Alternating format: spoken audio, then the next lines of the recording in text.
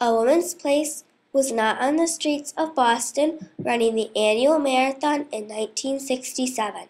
A woman's place was in the home. Now, just for kicks, don't get too far ahead in your housework.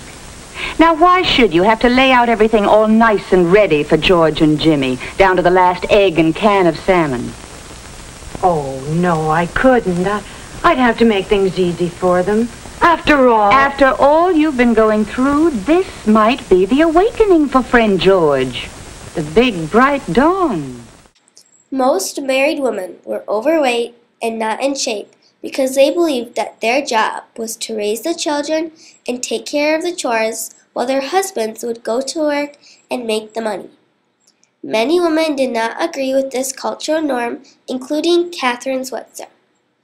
Kathrine Switzer went against the grain of the American culture and challenged the view of what women could do.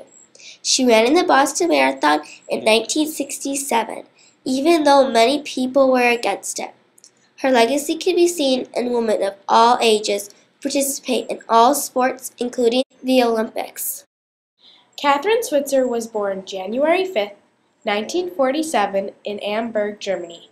Her family returned to the United States in 1949, where Switzer grew up and graduated high school from George C. Marshall High School in Fairfax County, Virginia. Kathrine Switzer started to run at a young age so that she could make the field hockey team in high school. At first, Kathrine Switzer wanted to become a cheerleader instead of getting involved in sports and running. Her father disagreed with her because he thought that she shouldn't watch the team have fun, while instead she could be a part of the team and enjoy herself. Kathrine Switzer's father made an impact on her because if she chose to take the path of being a cheerleader, she may not have participated in the Boston Marathon in 1967. The first struggle Kathrine Switzer faced was going to a college where women did not have a cross-country team. This was a challenge for Switzer because she enjoyed running very much, but did not have a team to practice with. Kathrine Switzer ended up unofficially practicing with the men's cross-country team where she met her coach, Arnie Briggs. Arnie Briggs had practiced with the men's cross-country team for many years before he met Kathrine Switzer. Switzer was prepared to run the race because she had been running 10 miles a night before she met Arnie Briggs. Arnie Briggs told Kathrine Switzer, "If any woman could do it, you could, but you would have to prove it to me. If you can run the distance in practice, I'd be the first to take you to Boston." Kathrine Switzer worked very hard to show Briggs that she wasn't going to let him down and would practice harder than him. 2 weeks before the race, Briggs and Switzer trained for the marathon by completing 26 miles. When they reached 26 miles, Kathrine Switzer insisted on running another 5 miles to prove to Arnie Briggs that she was more than ready. After running the extra 5 miles, Briggs turned gray and passed out cold while Switzer was unharmed. Switzer is also a determined woman. During the race, one of the directors came out on the course and tried to rip Kathrine Switzer's number off of her shirt. Her boyfriend, Tom Miller, came over and pushed the director away, allowing Switzer to keep on running. According to a PBS interview, Switzer said, "I'm going to finish this race on my hands and my knees if I have to." Kathrine Switzer was treated as an object that didn't belong, calling her a leggy lady. Marathon.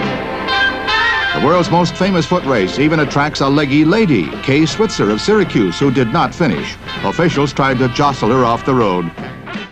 Many reporters said Kathrine Switzer did not finish the race.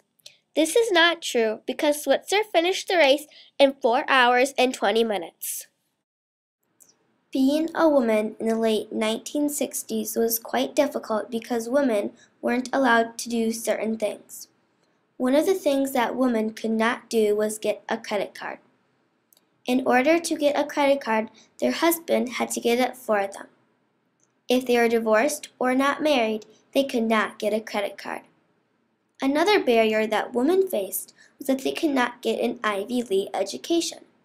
According to CNN, Princeton and Yale would not let women attend their school until 1969.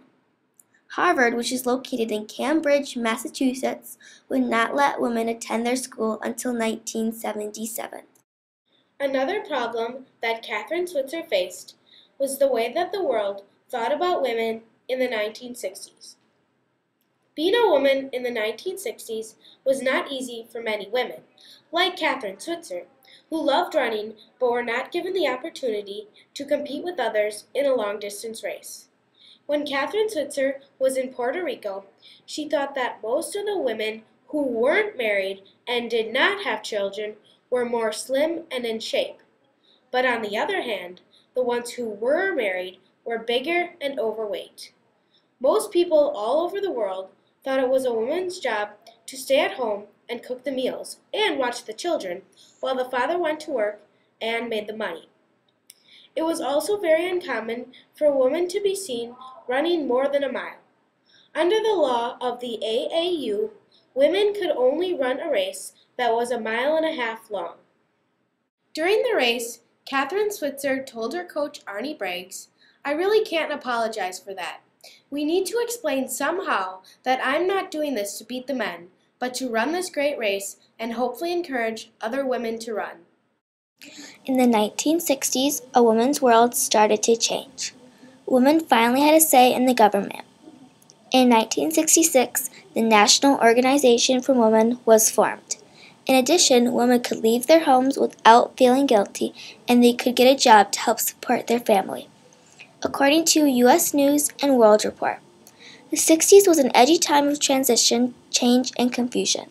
This was when women now realized that they can do things that people thought they could not do.